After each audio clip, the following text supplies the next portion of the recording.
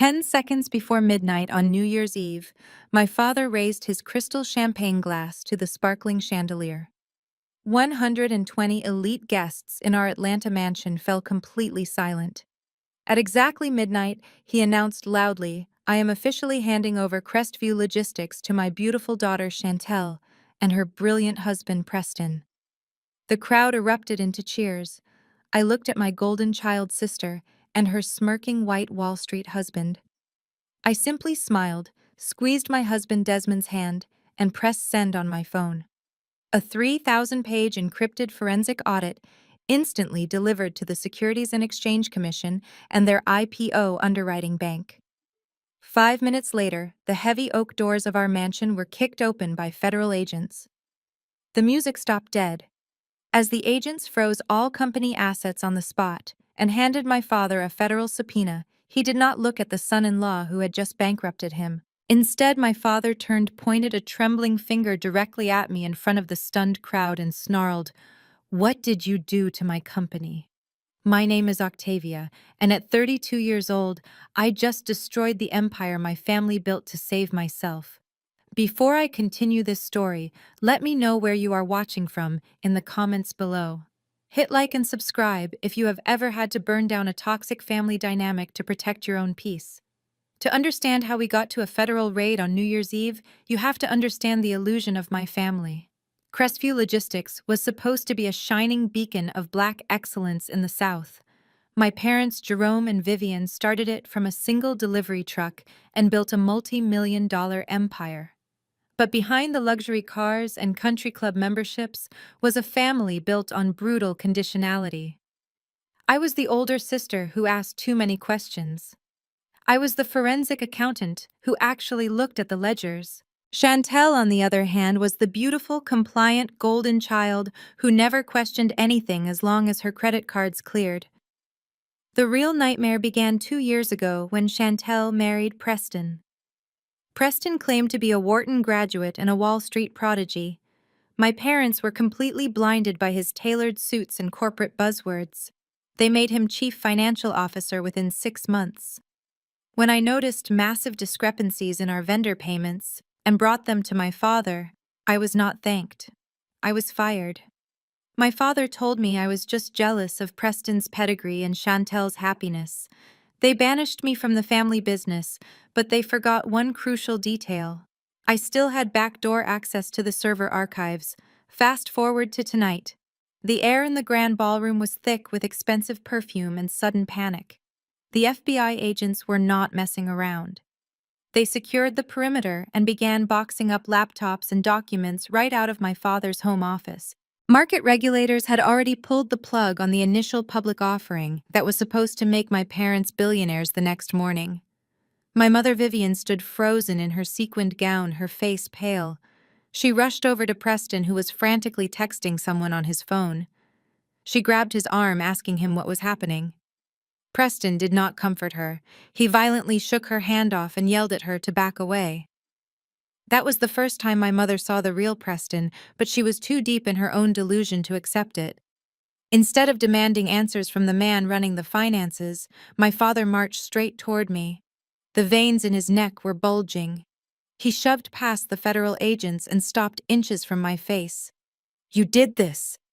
He spat, his voice echoing in the dead silent room. "You could not stand to see your sister win, so you called in a fake tip. You are a jealous, bitter woman, Octavia."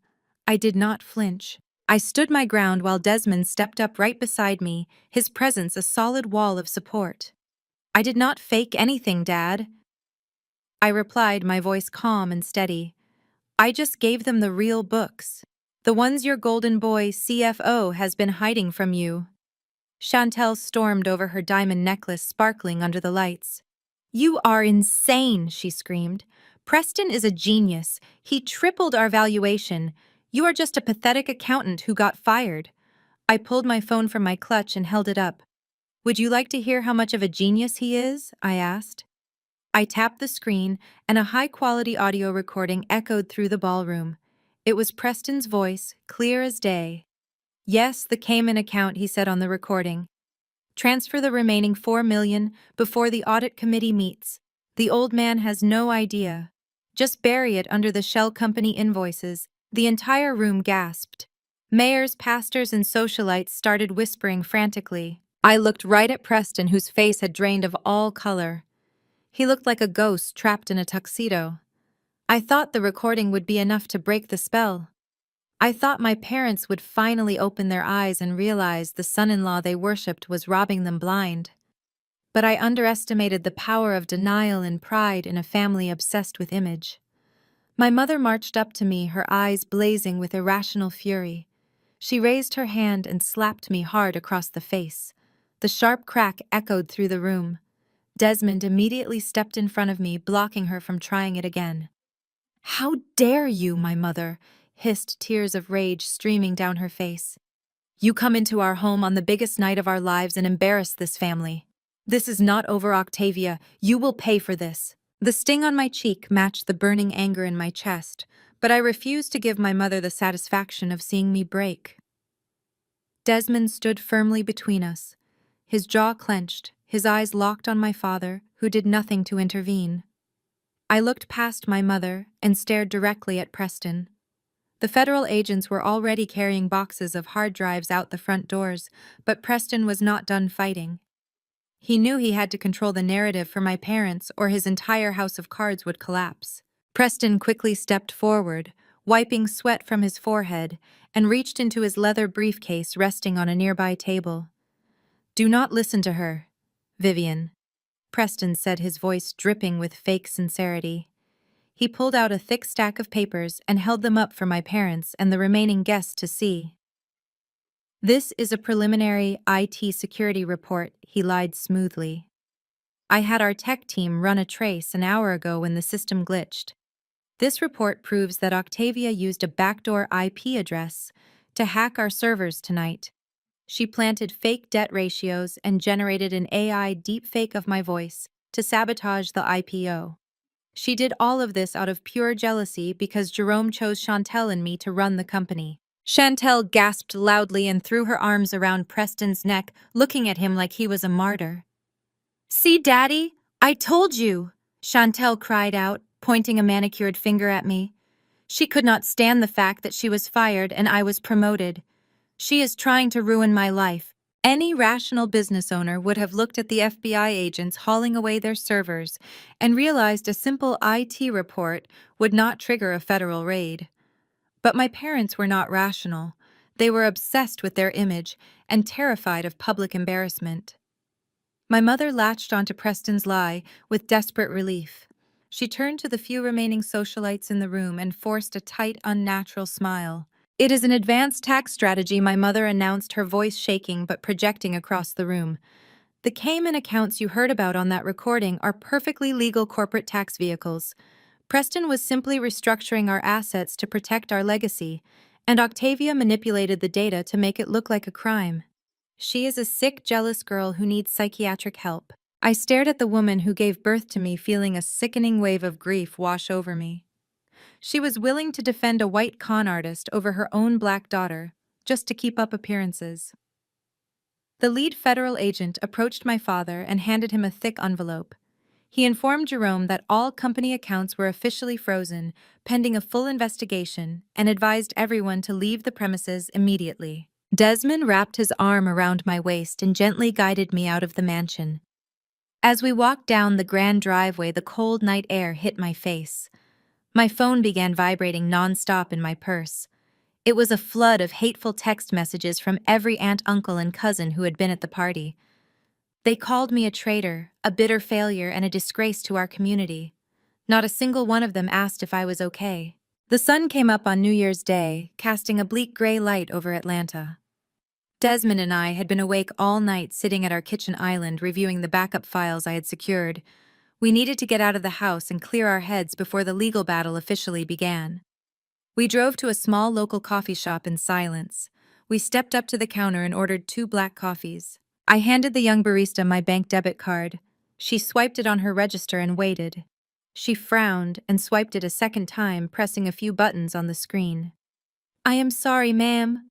Your card is declining," she said softly, pushing it back across the counter. I felt a quick flash of confusion. I pulled out my primary credit card, which had a zero balance, and handed it to her. She swiped it and shook her head. Declined again, she whispered, looking uncomfortable. Desmond quickly reached into his wallet and handed her his corporate card. The machine beeped a harsh red error code. Declined. A cold knot formed deep in my stomach. I stepped away from the counter and pulled out my phone. I opened my banking app and waited for the screen to load.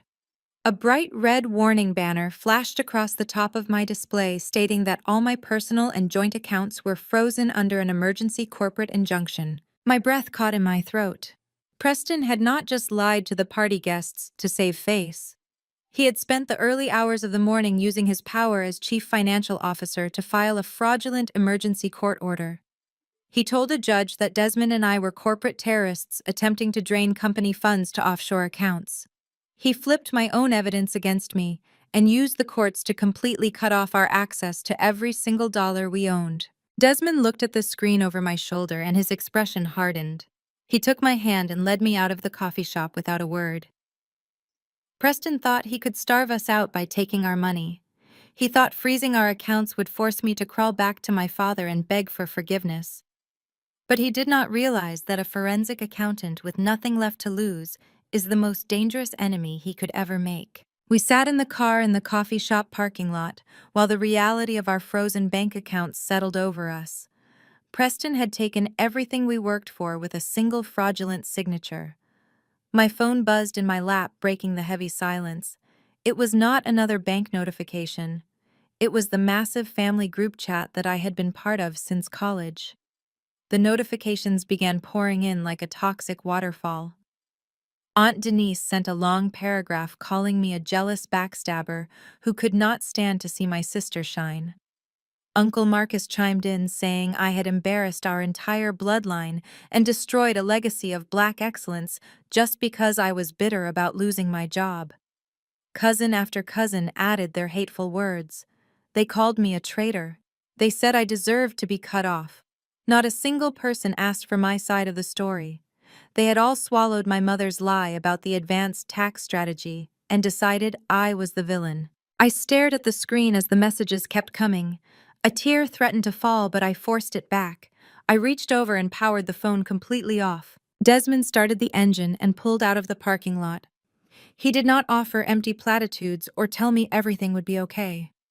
He just drove us straight back to our house with a look of absolute focus in his eyes. As soon as we walked through the front door, he did not even take off his coat. He walked straight down the hall and unlocked his home office. Desmond is a senior cybersecurity architect who builds defense systems for national banks. Preston might have a piece of paper from a corrupt judge, but Desmond had the network. I stood in the doorway and watched as he booted up his custom server rack. The room glowed with the blue light of 4 massive monitors. Desmond cracked his knuckles and began typing rapidly across his mechanical keyboard. Preston thinks he is smart because he locked us out of the banking portals, Desmond said, his eyes scanning lines of code. But he is a sloppy finance guy playing in a digital world he does not understand. He forgot that I built the surveillance architecture for the company headquarters 5 years ago. It took Desmond less than 20 minutes to bypass the superficial firewalls Preston had hastily erected. He routed his connection through a series of ghost proxies and dropped straight into the company's security mainframe. "Let us see what the Golden Boy is doing right now," Desmond muttered, hitting the enter key. The large monitor in the center of the desk flickered and split into a grid of high-definition security feeds. Most of the building was dark and taped off by federal agents. But Desmond zoomed in on the loading dock camera located deep in the underground executive garage. The feed was perfectly clear. Preston was standing in the middle of the concrete floor. His expensive tailored suit jacket was thrown carelessly over the hood of his sports car. His tie was loosened, and his white shirt was stained with sweat and soot. He was frantically dragging heavy cardboard storage boxes out of the physical records room. Chantel was right there with him. My flawless golden child sister was wearing designer sweatpants and shaking uncontrollably. She was holding a large metal trash barrel and a yellow bottle of lighter fluid. They were panicking. The FBI had seized the digital servers upstairs, but Preston knew the original paper trails with his forged signatures were still in the basement archives. We watched in silence as Preston ripped open a box and started dumping thick-bound financial ledgers into the barrel. I recognized those binders immediately. They were the master vendor payout logs from 2 years ago, the exact documents that proved he had been routing company cash to offshore accounts. Chantel sprayed the lighter fluid over the pile. Preston struck a long match and tossed it in. Flames shot up out of the barrel, illuminating their terrified faces in the dark garage. They were actively destroying physical evidence of federal financial crimes. I watched my sister feed our parents' legacy into a fire to protect a man who was stealing from them. A profound sense of cold clarity washed over me. All the hurt from the family group chat vanished. I was no longer the wounded older sister. I was the forensic accountant who had them completely cornered. I turned my phone back on and ignored the hundreds of unread messages. I opened the camera app and pointed it at Desmond's monitor. I took a crystal clear picture of the live feed. The photo perfectly captured Preston's face glowing in the firelight as he threw another ledger into the flames. I opened a new text message and typed in Preston's personal number. I attached the screenshot. Below the image, I typed a very simple message. Fire does not erase the cloud, Mr. CFO. I hit send. Desmond and I stood shoulder to shoulder watching the live video feed. 10 seconds passed. Then we saw Preston's phone light up on the hood of his car. He paused his frantic burning and walked over to pick it up. We watched in real time as he looked at the screen. He froze completely. The ledger in his other hand slipped from his grip and hit the concrete floor. He spun around and looked directly up at the security camera hidden in the ceiling corner. He shoved the phone screen into Chantel's face. She covered her mouth in absolute horror and stumbled backward away from the fire. I set my phone face down on the desk. Checkmate, I whispered. We did not have to wait long for the fallout. Exactly 10 minutes later, the loud roar of a massive engine broke the silence of our quiet suburban street. Heavy tires screeched violently against the pavement outside our living room window. I walked down the hall and pulled back the front curtain. My father's black SUV was parked diagonally across my driveway, crushing the edge of my lawn. He did not even bother to shut the car door. Jerome stepped out into the cold morning air with heavy, aggressive steps. His face was a twisted mask of pure, desperate rage. In his right hand, he was tightly clutching a thick legal document. It was a gag order contract, and he was coming to silence me. My father did not bother to knock. He hammered his heavy fist against the wooden door until the frame rattled. Desmond moved to intercept him, but I put my hand on my husband's chest and stepped forward. I unlocked the deadbolt and pulled the door open. Jerome pushed past me without a word of greeting. He marched straight into my living room and slammed a thick stack of legal papers onto my glass coffee table. The loud thud echoed through the quiet house. He turned to face me, his chest heaving. He did not look like the proud CEO who had toasted to his legacy 12 hours ago. He looked like a desperate man cornered by his own ignorance. "Sign it," he demanded, pointing at the contract. "It is a non-disclosure agreement and a formal retraction letter. You are going to call the federal agents and tell them you made a mistake. You are going to tell them you were confused and angry about being fired, and that the files you sent were corrupted." I looked down at the documents. The settlement amount was printed clearly on the first page. $5 million. He was offering me $5 million to bury the truth and let Preston walk away clean. I looked back up at my father and felt a deep, sickening pity. "You do not even know what you are asking me to do, Dad," I said quietly. "Preston is stealing from you." Desmond and I just watched him and Chantel burning the physical ledgers in the company garage. They are destroying evidence of federal crimes right now. Jerome waved his hand dismissively, ignoring everything I just said. $5 million, Octavia, he shouted. "That is more money than you and Desmond will make in a lifetime. Sign the paper, and we can put this ugly jealousy behind us." The IPO is paused, but the bank said they might reconsider if the SEC drops the investigation. "You are ruining our family legacy over a petty grudge." I shook my head slowly. "There is no legacy left, Dad," I replied. I am not signing anything, and I am not lying to the federal government to save a white man who is robbing us blind. Get out of my house. My father stared at me for a long moment. The desperation in his eyes shifted into something much darker and colder. He reached inside his tailored suit jacket and pulled out a thin manila envelope. He tossed it onto the table next to the $5 million contract. I hoped it would not come to this, Jerome said, his voice dropping to a menacing whisper.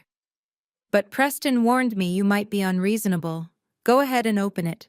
I stepped forward and slid the papers out of the envelope.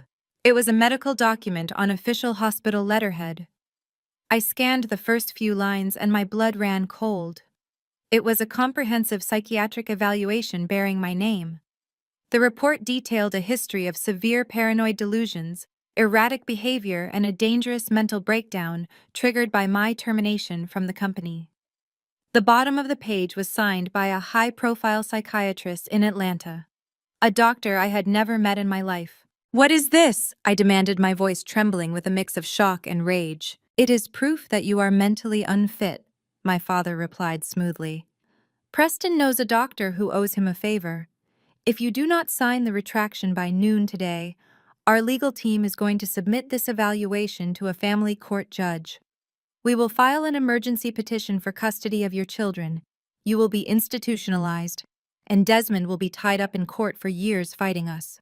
We have the money to completely ruin you both. The room spun. My own father was standing in my living room threatening to steal my children using a fake medical document bought and paid for by the man who was currently destroying our family. He was willing to have me locked in a psychiatric ward just to protect Chantel's perfect life and his precious company image. A new kind of anger ignited inside me. It burned away every last trace of daughterly obligation I had left. I stepped right up to my father until we were inches apart. You have exactly 10 seconds to get out of my house, I said, my voice dangerously low. And when the FBI puts you in handcuffs, do not you dare look at me for help. Jerome sneered at me. You have until noon, Octavia, he said, turning on his heel. He walked out the front door and let it slam shut behind him. I did not cry. I did not panic. I walked straight down the hallway and back into Desmond's home office. Desmond had heard everything, and he was already standing by his server rack waiting for my next move. I sat down in his heavy leather desk chair and cracked my knuckles. I stared at the massive monitor displaying the stolen company database. Preston thought he was a genius playing dirty with fake doctors and frozen bank accounts. But he made one fatal mistake. He left a forensic accountant with a burning desire to watch his entire world burn. I pulled up the main financial ledger. The surface files showed a healthy company ready to go public. But I knew Preston was hiding the real numbers under layers of digital encryption. I started running a brutal decryption algorithm Desmond had built. I hammered the keyboard, bypassing the dummy accounts and stripping away the shell company invoices Preston used to hide his tracks. Lines of code flew across the screen as I dug deeper into the central nervous system of Crestview Logistics. I was looking for the bottom of the embezzlement pit. I wanted to know exactly how much money Preston had stolen. The algorithm finally cracked the final firewall. The real master ledger loaded onto my screen. I stared at the raw, unedited numbers. My eyes scanned the balance sheets, the hidden debt ratios, and the massive off-book loans. The silence in the room was deafening. Desmond leaned over my shoulder, reading the data alongside me. Oh my God, Desmond whispered, his voice hollow. It was not just embezzlement.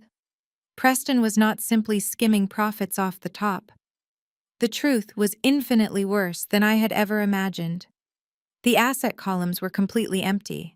The liabilities were staggering. Crestview Logistics had not just lost some money. According to the hidden documents, the entire multi-million-dollar empire had officially gone bankrupt 2 years ago. I stared at the blinking cursor on the screen, my mind racing to comprehend the sheer scale of the deception. Crestview Logistics had been dead for 2 years. Everything my parents bragged about at the country club was a phantom operation built on toxic debt. Desmond leaned heavily against the desk, rubbing his temples. He asked me how Preston managed to keep a dead company walking for 24 months without anyone noticing. I told him it was impossible to fake the daily operations of a massive logistics firm without hard cash flowing in. Someone had to pay the truck drivers the fuel costs and the warehouse leases. I placed my hands back on the keyboard and started tearing through the subledgers. I followed the digital money trail backwards, looking for the source of the cash flow. It led me straight into a labyrinth of fake invoices and ghost vendor accounts. I pointed at the screen and explained the nightmare to Desmond. It was a classic Ponzi scheme executed with terrifying precision. Preston was taking massive cash advances from our new shipping clients, but instead of using that money to fulfill their logistics orders, he was illegally routing their deposits to pay off the oldest company debts. He was constantly bleeding the entire supply chain dry just to make the quarterly revenue statements look spectacular for the IPO underwriters. But a Ponzi scheme of this magnitude required a massive injection of seed capital to get started. Preston needed millions just to plug the initial hole when the company first went under. Where did he get that kind of money without my father finding out? I instructed Desmond to run a deep scan on the restricted executive server. I needed to find any hidden contracts executed around the exact date the company originally ran out of money. Desmond typed rapidly, running a targeted search query through the encrypted archives. 3 minutes later, a hidden directory popped up on the screen. It was locked behind a triple-layer authentication wall and named Project Phoenix. Desmond easily bypassed the security lock, and I opened the master PDF document saved inside. It was a commercial loan agreement, but it was not from a legitimate federally regulated bank. The lender listed on the document was a private equity syndicate operating out of a shell corporation in Delaware. They were known in the forensic accounting world as a predatory shadow bank. They specifically target desperate failing companies and lend them money at loan shark interest rates. I looked at the principal loan amount and my stomach dropped. It was a staggering $15 million. I quickly scrolled down the document to the collateral section. A shadow bank does not hand over $15 million to a sinking ship without ironclad guarantees. Preston had to put up massive physical assets to secure the cash. I read the list of collateral and a wave of pure disgust washed over me. Preston had put up everything my family owned. He listed my parents' fully paid-off luxury mansion in Atlanta as the primary asset. But he did not stop there. The secondary collateral included my father's entire corporate retirement portfolio and the deed to my mother's beloved vacation home in Hilton Head. I zoomed in on the final signature page. There was Jerome's digital signature, perfectly replicated and stamped on every single line of the federal loan document. Preston had forged my father's name to literally sign away everything my parents had worked 30 agonizing years to build. The terms of the contract were brutal. If Crestview Logistics defaulted on this $15 million loan, the shadow bank had the legal right to seize the properties immediately, without going through a lengthy foreclosure court process. Because the FBI had frozen all company assets tonight, the loan was officially in default. My parents were completely broke and they did not even know it. They went to sleep thinking they were waking up as billionaires, but they were actually homeless. Preston had weaponized their pride and their blind trust in his white privilege to steal their entire life.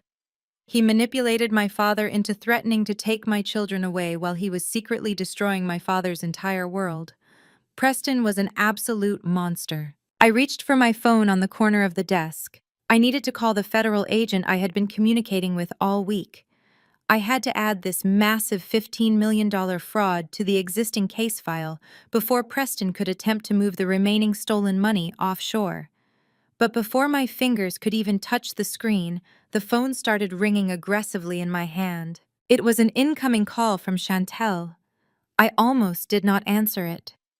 I assumed my golden child sister was calling to scream at me again or to deliver another ridiculous legal threat from my father. But something about the frantic way her contact photo flashed on the screen made me pause. I pressed the green button, put the phone on speaker, and set it down on the desk between Desmond and me. The sound of hysterical, uncontrolled sobbing filled the quiet home office. Chantel was gasping for air, sounding like she was having a severe panic attack. I asked her what was wrong, keeping my voice completely flat and devoid of any sisterly sympathy. She cried harder, her voice trembling with absolute terror. "Octavia, please, you have to help me," Chantel begged through her tears. "Preston locked me out of his home office and now he is completely gone. His car is not in the driveway and he is not answering his phone." I did not care that her fraudulent husband had abandoned her, but her very next words made the blood freeze in my veins. "There are 3 strange men in black suits standing in my living room right now," Chantel sobbed. "And they are telling me they own my house." I told Desmond to grab the car keys immediately. We left the servers running and sprinted out the front door.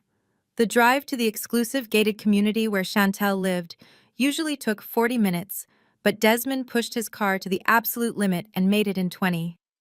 The neighborhood was eerily quiet, with its perfectly manicured lawns and massive stone mansions. But when we turned onto her street, the illusion of wealth and perfection was completely shattered. A large black transport van was parked aggressively across her pristine landscaping, crushing the imported flowers. The heavy double mahogany doors of her custom-built estate were propped wide open. Chantel was sitting on the bottom step of her grand staircase. She was wearing an oversized designer hoodie and shaking uncontrollably with her head buried in her hands. 3 massive men wearing dark suits and earpieces were standing on the porch holding thick legal clipboards. They were not FBI agents.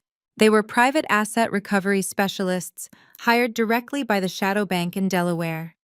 Because Preston had officially triggered the default clause, the shadow bank had the legal right to secure the premises immediately. I walked up the driveway and stood squarely between my sister and the men. I did not care about Chantel or her toxic entitlement, but I was not going to let these corporate vultures intimidate her without knowing the exact legal boundaries. The lead agent stepped forward and showed me the default notice. The paperwork was ironclad and brutally efficient. They were changing all the locks, shutting down the security systems, and seizing the high-value assets inside the property to mitigate the bank's losses.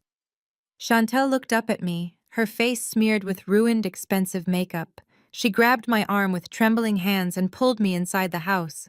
The grand foyer, which used to look like a centerfold in an architectural design magazine, was completely destroyed. But it was not the repo agents who had ransacked the place. It was Preston. Chantel dragged me into the massive master bedroom suite and pointed at her walk-in closet. Every single hidden wall safe had been forcefully pried open. The velvet jewelry boxes were tossed on the floor completely empty. Chantel collapsed onto the carpet, crying hysterically.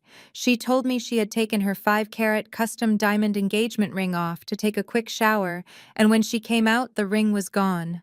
Preston did not just abandon her to face the wrath of the federal government alone. He looted her on his way out. He took every piece of valuable jewelry, every stack of emergency cash from the safe, and even her personal laptop. Then Chantel dropped the final devastating piece of information. She opened a nightstand drawer and pulled out a thick stack of final notice credit card bills. Preston had spent the last 2 years opening massive lines of high-limit credit using her social security number and forged signatures. He maxed out every single card to secretly fund his offshore accounts. The golden child of our family, the sister who had relentlessly mocked me and watched my parents disown me with a smile, was now hundreds of thousands of dollars in personal debt. Her perfect, pampered life was gone forever, replaced by a financial nightmare she could never escape. While Chantel sobbed uncontrollably on the bedroom floor, Desmond ignored the emotional breakdown completely. He walked straight past us and headed down the long hallway toward the home office Preston used. I left Chantel crying in the ruins of her bedroom and followed my husband. The office looked like a violent hurricane had hit it. Heavy desk drawers were pulled out and thrown onto the expensive Persian rug. Stacks of meaningless financial paperwork were scattered everywhere, covering the leather chairs. The primary wall safe behind the abstract painting was wide open and completely hollow. Preston had cleaned out everything of obvious value before he vanished into the night. But Desmond was a highly trained cybersecurity architect who understood how criminals thought and operated. He knew that a desperate man in a terrible rush always makes one fatal mistake. Desmond dropped to his knees and started knocking firmly on the wooden baseboards beneath the heavy mahogany desk. He moved his hands carefully along the underside of the lowest drawer, feeling the wooden framework for any inconsistencies. He stopped suddenly and pressed his thumb hard against a hidden mechanical latch. A small metallic click echoed loudly in the quiet room. A secret false bottom compartment dropped open from the base of the drawer. Desmond reached inside the dark space and pulled out a heavy, sealed, waterproof bag. He dumped the contents onto the clear surface of the desk. A cheap prepaid burner phone slid out, followed by several tightly banded stacks of thick foreign currency. And right in the middle of the money was a dark, navy blue passport. Desmond picked the small book up and flipped it open to the photo page. I leaned over his shoulder to look at the picture. The photo was definitely Preston smiling, with that exact same arrogant smirk he wore at the New Year's Eve party when my father gave him the company. But the name printed boldly next to his face was not Preston. It was a completely different identity. Desmond quickly pulled out his own encrypted phone and typed the unfamiliar name into a secure federal criminal database he had access to through his government contracts. A bright red warning banner flashed instantly across his screen. The man we knew as Preston was a total ghost. He was a highly wanted fugitive who had been running corporate bleed-out scams across 3 different states for the past 10 years. He specifically infiltrated wealthy, gullible families, married their daughters, gained absolute access to the corporate finances and drained them completely dry before disappearing into thin air. My foolish image-obsessed parents had handed our entire family legacy over to a career criminal. I looked back down at the wooden desk. Underneath the discarded burner phone was a crumpled piece of heavy printer paper. I smoothed it out carefully and realized it was a confirmed flight itinerary. The fake Preston had booked a premium seat on an exclusive private charter jet. I checked the final destination, and my heart started hammering violently in my chest. He was flying directly to a country that had absolutely no extradition treaty with the United States. Once his plane landed in that foreign jurisdiction, the FBI and the SEC would never be able to touch him. I looked closely at the departure time printed at the very top of the ticket. The private flight was scheduled to take off from a remote airstrip outside the city in exactly 3 hours. I snatched the printed flight itinerary from the desk and shoved it into my pocket.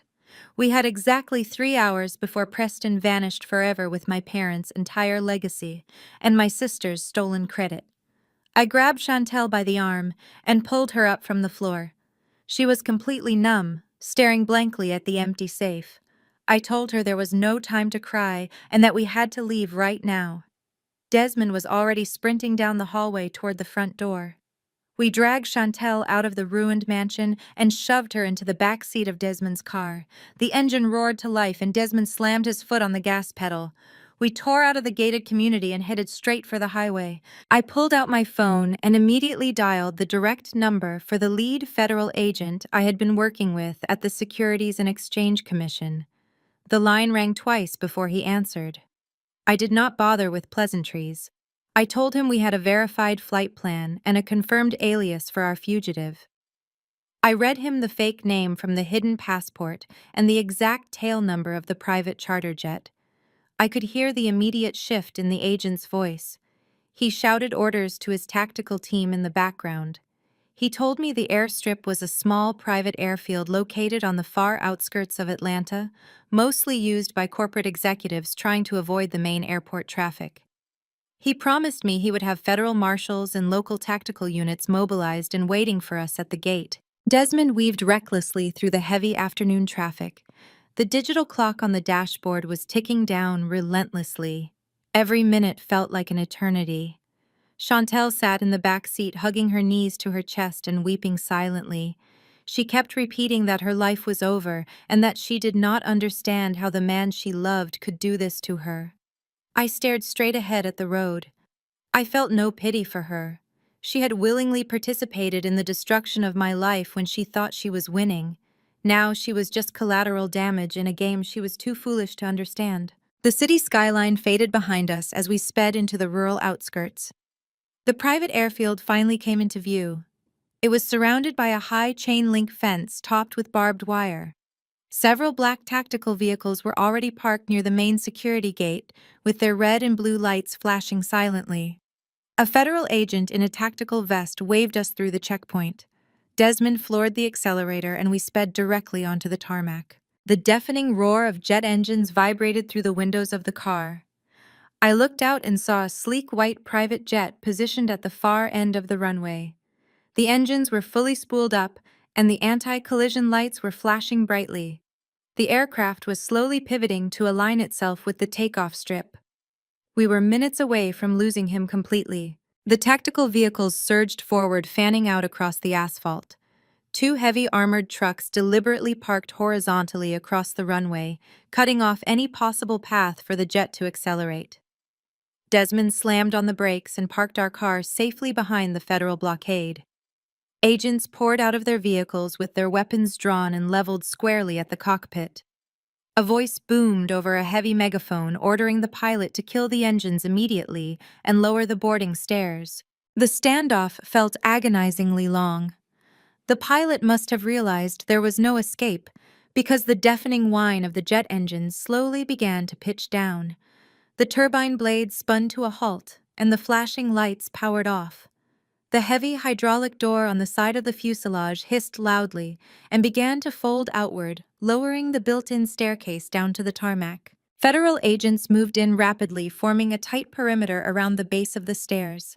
I stepped out of the car and walked forward with Desmond right beside me. Chantel stumbled out behind us, wiping her ruined makeup. We all kept our eyes glued to the dark, rectangular opening of the cabin door, waiting for the fake Wall Street prodigy to step out with his hands raised. I wanted to see the look of absolute defeat on Preston's face. I wanted to watch them put the handcuffs on him and read him his rights. A figure finally emerged from the dark interior of the cabin. But the person stepping out into the harsh sunlight was not a tall white man in a tailored suit. It was a woman. She was wearing designer sunglasses, an oversized cashmere coat, and holding a silver metal briefcase tightly against her chest. She walked down the metal steps, slowly, looking completely unfazed by the dozens of guns pointed in her direction. As she reached the bottom step, an agent stepped forward and pulled the sunglasses off her face. Chantel let out a blood-curdling scream that echoed across the empty airfield. I stared at the woman in absolute shock. It was not Preston. It was Maya. Maya was Chantel's maid of honor and her absolute best friend since middle school. She was the godmother to Chantel's imaginary future children. The federal agents quickly detained her and forced the silver briefcase open on the hood of a nearby car. It was not filled with clothes or travel documents. The case was packed entirely with encrypted solid-state hard drives holding millions of dollars in stolen cryptocurrency. Preston had not just stolen Chantel's jewelry and ruined her credit. He had been sleeping with her best friend the entire time. And worse, he had used Maya as a physical decoy to draw all the federal heat to the airfield while he escaped somewhere else. The wind howled across the empty tarmac as I stared at Maya. The woman who was supposed to be my sister's lifelong best friend was standing there in handcuffs.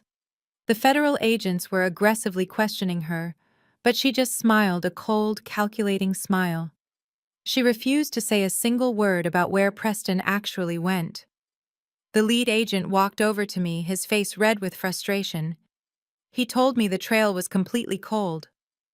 Preston had used the hours we spent driving out to this remote airfield to completely vanish. He was likely already crossing a state line in a different vehicle. Desmond slammed his fist against the steering wheel of our car. We had lost him.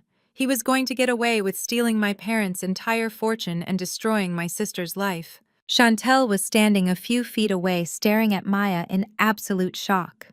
The reality of the ultimate betrayal was finally breaking through her perfectly manicured exterior.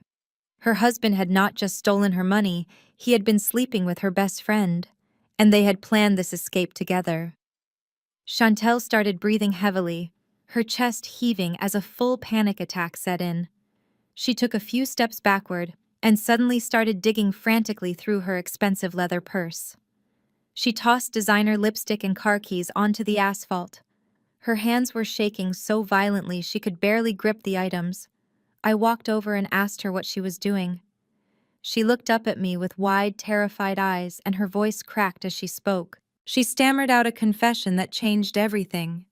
6 months ago, Chantel noticed Preston was coming home late, smelling like expensive perfume that was not hers. She suspected he was cheating on her, but she was too afraid to confront him and ruin her perfect marriage image. So she bought a small tracking device and Apple AirTag. She used a seam ripper to open the inner lining of his custom leather briefcase, slipped the tracker deep inside the padding, and sewed it back up. It was the exact same briefcase he used to carry his forged financial documents, and the one he never left the house without. Desmond heard her, and his eyes widened. He practically ripped the phone out of her trembling hands. He opened the tracking application and bypassed her lock screen. The small digital map appeared on the display.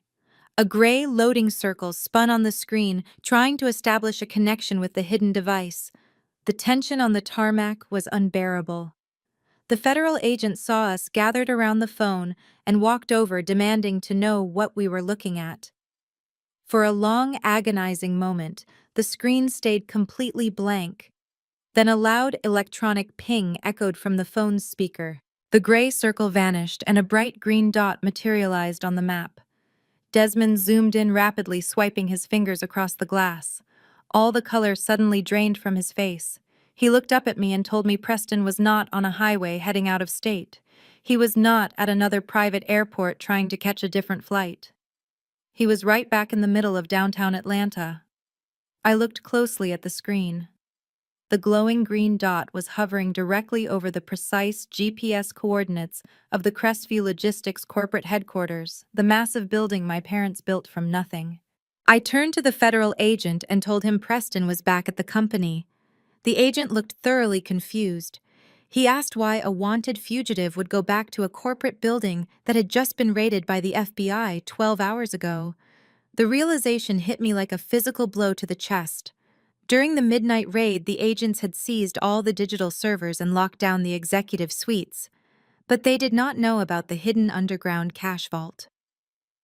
When my father first started his logistics empire, he did not trust banks. He built a massive reinforced physical vault beneath the sub-basement of the headquarters to store emergency operational cash for the trucking fleets. Even after the company modernized, my father always kept millions in untraceable small bills down there, just in case of a disaster. Preston knew the federal agents had come and gone. He knew the building would be completely empty because every employee and executive had been locked out by the court order. He had used Maya and the private jet as a brilliant decoy to draw all the heavy federal manpower out of the city. While we were standing on this windy runway, he was casually walking into an empty building to empty the physical vault of every last dollar my family had to their name. We had to move immediately. The lead agent grabbed his shoulder radio and began shouting frantic orders to his dispatch, demanding tactical units converge on the downtown headquarters.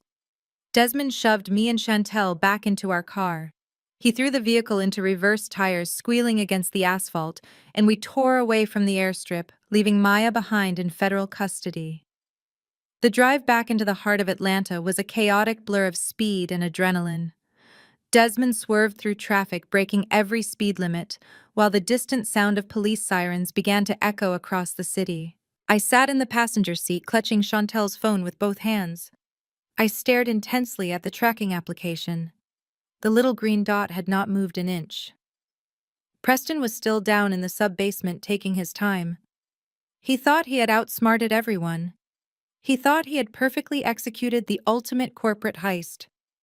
He did not realize a scorned sister and a brilliant cybersecurity architect were coming straight for him. The sun was beginning to set, casting long, dark shadows across the towering city skyline. We took the final sharp turn onto the wide avenue where the Crestview Logistics building stood. Desmond pushed the accelerator to the floor, ready to pull right up to the front doors. But as the headquarters came into full view, my heart sank violently into my stomach. Desmond slammed on the brakes, throwing us forward against our seatbelts. The entire city block was swarming with activity, but it was not the kind we expected. The massive glass and steel building was completely surrounded by heavy steel barricades. Dozens of dark federal command vehicles were parked haphazardly across the manicured front lawn, blocking all access points. Bright yellow police tape was wrapped tightly around every single entrance, and heavily armed guards in tactical gear were standing shoulder to shoulder at the glass doors. The entire property had been turned into an impenetrable federal fortress, and Preston was trapped somewhere deep inside. I jumped out of the car before Desmond even put it in park. I ran straight toward the heavy steel barricades blocking the front entrance of the company. Two heavily armed federal agents immediately stepped forward and raised their hands, ordering me to step back. I did not retreat. I looked right at them and shouted my name.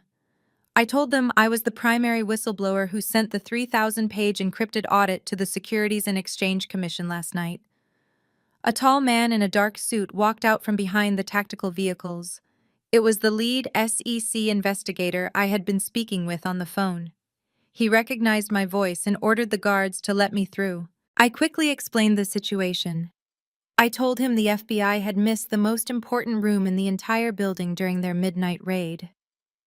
I described the hidden sub-basement and the off-book physical cash vault my father had built decades ago. The investigator looked at the official building blueprints rolled out on the hood of his car. The vault was not on any of the schematics. He realized Preston was operating completely blind to the federal perimeter outside and was currently trapped underground. But there was one major problem. The vault was secured by an old-school biometric retinal scanner that only my father could open. The federal agents could blow the door, but it would take hours to bring in the heavy explosive equipment, and Preston might find a ventilation shaft to escape through. I turned around and scanned the chaotic scene behind the barricades. I spotted my parents immediately. Jerome and Vivian were sitting in the back of a black, unmarked federal SUV. They had been brought to the headquarters for official questioning regarding the frozen corporate accounts. They looked exhausted and humiliated. The SEC investigator walked over to the vehicle and opened the door.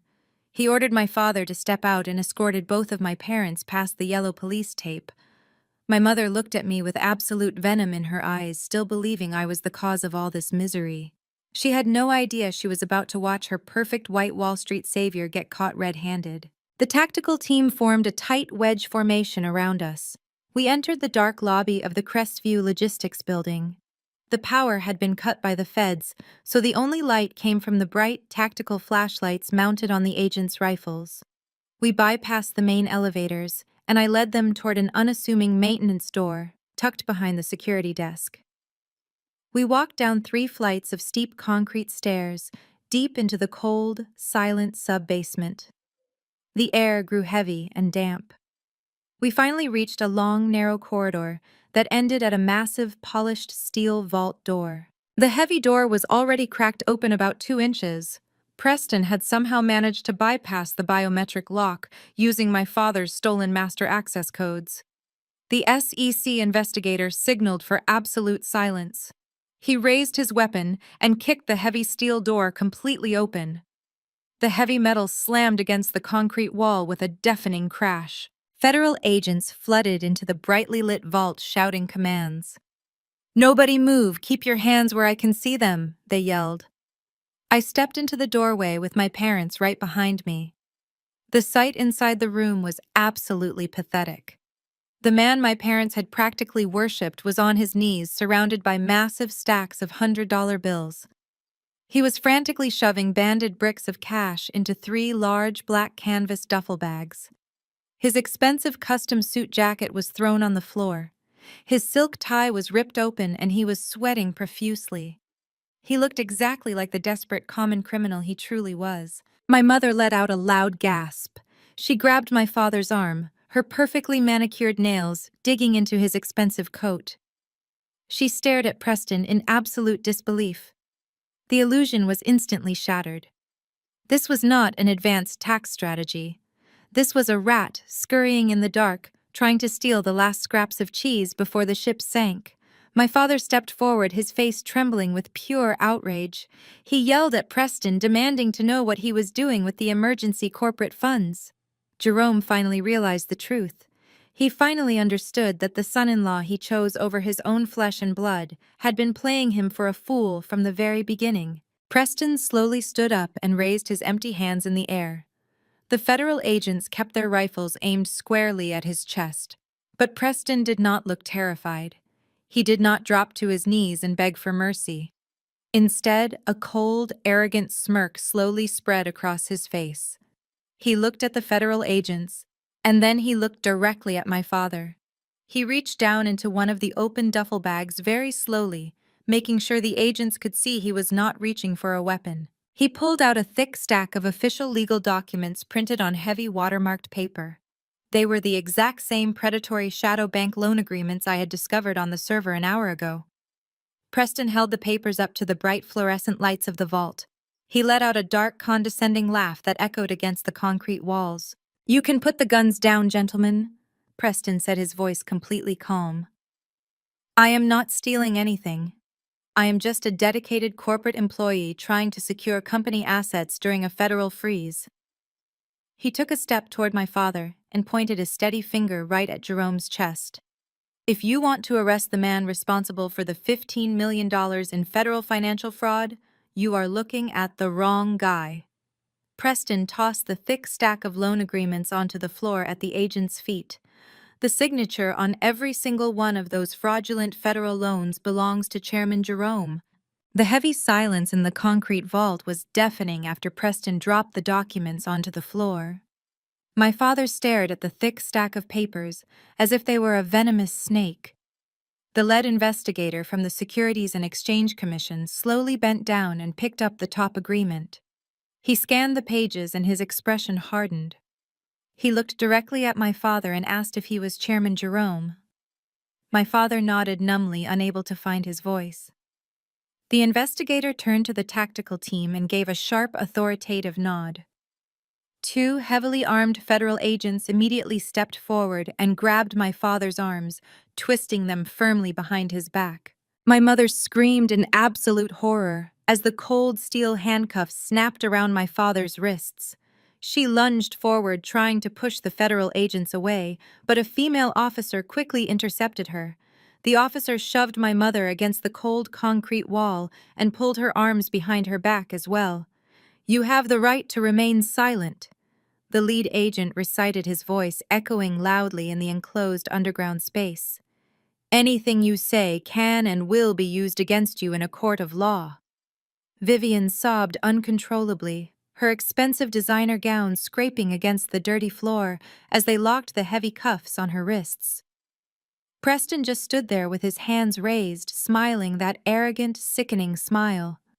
He knew he was going to federal prison, but he was making sure to take the proud founders down with him. The agents marched all three of them out of the vault and up the steep concrete stairs. Desmond and I followed closely behind, flanked by the SEC investigator. As we reached the main lobby, the heavy glass doors of the headquarters slid open, and a wall of noise hit us. The scene outside had completely exploded into chaos. The flashing blue and red lights of dozens of police cruisers illuminated the dark street. But it was not just law enforcement waiting for them on the lawn. Someone inside the department had tipped off the local news stations. Several white vans with massive satellite dishes were parked aggressively along the curb. News anchors were standing on the grass holding microphones, while cameramen rushed forward with glaring spotlights. This was the ultimate nightmare for my image-obsessed parents. They had spent 30 years cultivating a flawless reputation of wealth and success in the elite social circles of Atlanta. They paid thousands of dollars for public relations experts to keep their names spotless in the media. Now they were being paraded out of their own corporate headquarters in handcuffs on live television. A crowd of our own company employees had gathered behind the yellow police tape. People who had worked for my father for decades, including his loyal executive assistant, were holding up their cell phones recording every agonizing second of the perp walk. My mother tried to hide her face behind her shoulder, weeping loudly as the cameras flashed in her face. My father walked with his head down, his expensive wool coat hanging awkwardly off his bound arms. As the agents pushed him toward the back of the armored transport van, he stopped and turned his head. He looked straight past the flashing cameras, the shouting reporters, and the shocked employees. He locked eyes with me, standing safely on the top steps of the building. He did not look angry at Preston for forging his name. His eyes were filled with pure venom directed entirely at me. He mouthed the words, "You ruined us," before a federal agent shoved his head down and forced him into the back seat. Hours later, the adrenaline had worn off, leaving a cold, stark reality in its place. Desmond and I were sitting in a sterile interrogation room at the federal precinct downtown. We were not under arrest, but the SEC needed my formal statement regarding the hidden encrypted server files. Through the thick two-way glass, I could see the holding cells across the hall. My parents had been stripped of their expensive coats and shoelaces. They were sitting on a hard metal bench, looking completely broken and exhausted. Preston was in a separate cell, leaning against the iron bars, looking incredibly relaxed for a man facing massive federal fraud charges. The heavy metal door to our observation room clicked open. A tall man in a sharp gray suit walked in carrying a thick leather briefcase. It was the highly paid corporate defense attorney my parents kept on a massive retainer. He looked completely drained. He set his briefcase on the metal table and rubbed his temples. He had just finished reviewing the preliminary charges and the shadow bank loan documents Preston had surrendered in the vault. The SEC investigator walked into the room a moment later and folded his arms across his chest, waiting to hear what the lawyer had to say. The lawyer looked at me and then looked through the glass at my parents sitting in the cell. He sighed heavily. "The situation is completely catastrophic," he said, his voice flat and professional. "The federal prosecutors are not offering any leniency whatsoever, because the digital signature on those $15 million fraudulent loans clearly belongs to your father. The government considers him the primary architect of the entire embezzlement scheme. Preston is formally claiming he was just following executive orders from the CEO." The lawyer opened his briefcase and pulled out a copy of the federal indictment. "Jerome is looking at a mandatory minimum of 20 years in federal prison," he stated bluntly, staring down at the paperwork. "Vivian is looking at 10 years as a co-conspirator because her name is on the seized property deeds used as collateral. My parents were going to die in a concrete cell. There is only one possible way to introduce reasonable doubt and save them." The lawyer continued, leaning heavily against the metal table. "We need to prove beyond a shadow of a doubt that those digital signatures were mechanically forged and placed on those documents without Jerome's knowledge. But the federal prosecutors will not accept a generic IT report from a hired tech firm," he explained. "The only way a federal judge will dismiss the primary fraud charges against your father is if a certified forensic accounting expert takes the stand under oath and officially testifies that the internal corporate servers were manipulated." The room went completely silent. The SEC investigator looked at me. Desmond shifted in his chair and looked at me. The lawyer slowly turned his head and locked his desperate, pleading eyes directly on mine. All eyes in the room were suddenly fixed on the very same daughter they had fired, disowned, and thrown away. The heavy silence in the observation room felt like it was suffocating everyone except me. The high-paid corporate lawyer was sweating through his expensive gray suit, waiting for my answer. He wanted me to get on a federal witness stand and lie under oath to save the very man who tried to destroy my life just a few hours ago. I looked at the lawyer and then at the SEC investigator. I told them I wanted to speak to my parents directly. I wanted to look them in the eye before I made any decisions about their future. The investigator nodded slowly. He told me he could arrange a supervised meeting in an interrogation room, but warned me that every word spoken would be recorded and added to the federal case file. I told him that was exactly what I wanted. A few minutes later, a female officer escorted me down the bleak cinder-block hallway. She unlocked a heavy metal door and let me step inside. The interrogation room was freezing cold and smelled of stale coffee and industrial bleach. There were no windows, just a single fluorescent light buzzing loudly overhead. My parents were sitting on the opposite side of a scarred steel table. They looked completely unrecognizable. The proud founders of Crestview Logistics, the king and queen of Atlanta high society, were reduced to two terrified elderly people in standard-issue orange jumpsuits. Their designer clothes were gone. My mother's expensive jewelry had been confiscated. My father's perfectly styled hair was a messy gray tangle. When I pulled out the metal chair and sat down across from them, my mother immediately burst into tears. It was the same dramatic performance she used my entire childhood whenever she wanted to control a narrative. She reached her trembling hands across the cold steel table, trying to grab my fingers, but I pulled my hands back and folded them tightly in my lap. "Oh, Octavia," my mother sobbed, her voice cracking perfectly on cue. "I am so sorry, baby. I am so sorry for everything that happened tonight. I was just so confused and scared. You know I love you, right? You know a mother could never truly hate her own flesh and blood. Please forgive me for slapping you. Preston manipulated us all. He poisoned our minds against you." I sat perfectly still, listening to her empty words. She did not sound sorry for how she treated me. She sounded sorry that she had bet on the wrong horse.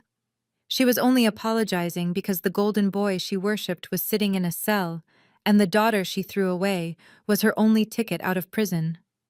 I did not respond to her tears. I just kept my face completely blank. My father leaned forward, resting his elbows on the table.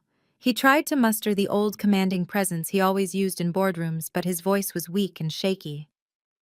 "Listen to your mother, Octavia," he pleaded. "We made a terrible mistake trusting that white boy over our own daughter. But that is all in the past now. We are family. Blood is thicker than water. We built that logistics empire for you and your sister to inherit. Everything I did for this family. You cannot let the federal government take away our legacy and lock your own parents in a cage for the rest of their lives." I asked him exactly what he wanted me to do. My father swallowed hard and looked nervously at the surveillance camera mounted in the corner of the room. "Your lawyer told us you just need to testify that the servers were hacked," my father whispered urgently. "You are a certified forensic accountant. The judge will believe whatever you say. All you have to do is take the stand and swear that Preston planted my digital signature on those shadow bank loans. Tell them I had no idea the company was bankrupt. Tell them I thought we were doing fine. Just say the system was compromised, and I walk free. It is just one small favor, Octavia. One little white lie to save your father's life. You owe me that much for raising you and putting a roof over your head." He was still trying to guilt-trip me. Even with federal charges looming over his head, he still believed I owed him my absolute obedience. He wanted me to commit federal perjury, risk losing my own accounting license, and potentially go to prison myself just to shield him from the consequences of his own greed. I reached into the leather bag I had brought into the room and pulled out a thick manila folder. It contained the printed forensic documents Desmond and I had decrypted back at our house. I placed the folder on the steel table and slowly slid it across the surface until it touched my father's handcuffed wrists. "I am not going to commit perjury for you, Dad," I said, my voice completely steady and cold. "Because I know exactly what you did." My father's eyes widened. He looked down at the folder, but his hands were trembling too much to open it. I opened it for him. I flipped to the first page, which showed a side-by-side timeline of the corporate bank accounts and his personal spending habits. "You want me to tell a federal judge that Preston stole your signature?" I asked, leaning forward. "You want me to swear that you had no idea the company was taking massive loans from a predatory shadow bank? But the math does not lie, Dad. The numbers tell a very different story." I pointed to a specific highlighted date on the financial ledger. 18 months ago, the shadow bank wired the first installment of $3 million into the corporate account to keep the logistics company afloat. 3 days after that wire transfer hit, you personally authorized a withdrawal of $400,000. You did not use it to pay the trucking vendors. You used it to buy a brand new custom Bentley. I flipped to the next page. 6 months ago, another $2 million came in from the shadow bank. The very next week, you and Mom bought a luxury yacht and paid for a massive country club renovation in cash. My mother stopped crying instantly. The blood drained completely from her face. She looked at my father in absolute terror. "Preston did not forge your signature on those loans." I continued, my voice rising slightly. You knew exactly what you were signing. You knew the company was completely bankrupt 2 years ago. But instead of admitting failure and downsizing, you decided to borrow millions of dollars in illegal shadow loans just to maintain your fake billionaire lifestyle. You let Preston run his Ponzi scheme to keep the cash flowing so you and Mom could keep pretending you were the king and queen of Atlanta. You sold your own house, your retirement, and your company just to buy luxury cars and keep up appearances. My father opened his mouth to speak, but no words came out. He was completely trapped. The arrogant CEO was finally exposed not just to the federal government, but to his own daughter.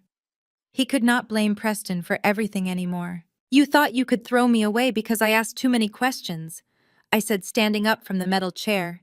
You thought you could replace me with a white con artist who told you exactly what you wanted to hear. You were willing to let him take my children away this morning just to protect this pathetic lie. You dug your own graves and now you are going to rot in them. I turned my back on them and walked toward the heavy metal door. I knocked twice and the officer outside immediately unlocked it. As I stepped out into the hallway, my mother's fake tears turned into genuine screams of despair, but I did not look back.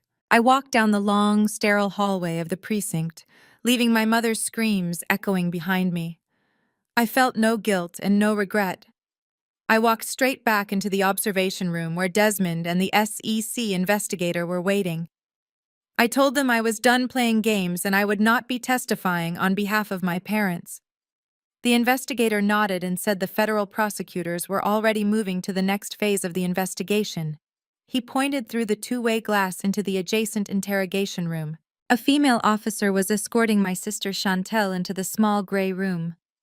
The golden child looked completely shattered. They had confiscated her designer hoodie and forced her into the same standard-issue orange jumpsuit my parents were wearing. Her expensive hair extensions were tangled, and her face was pale and streaked with dried tears.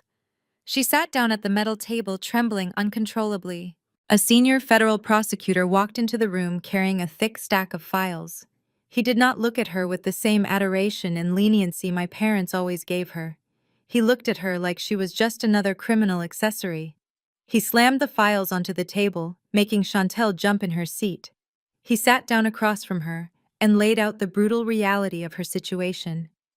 He told her that Preston had opened multiple offshore accounts and shell companies using her social security number and forged signatures.